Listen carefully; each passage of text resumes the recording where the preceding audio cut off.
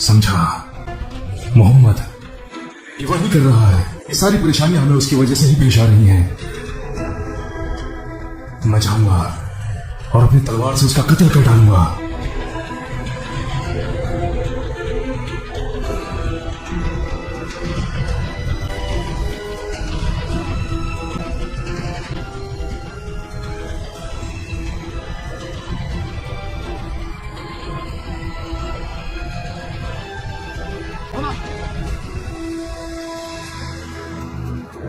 तलवार लेकर बाहर निकले हो, सब खैरियत तो है?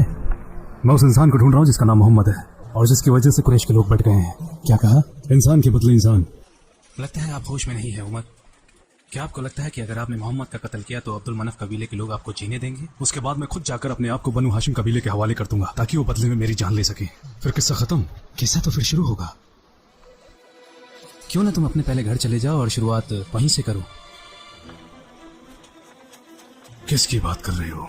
तुम्हारी बहन फातिमा बिन्त अल खत्ताब और उसका खाबिंद और तुम्हारा बहनोई सईद इब्न ज़ैद इब्न अम्र दोनों मुसलमान हैं और दीन मानते हैं मोहम्मद का।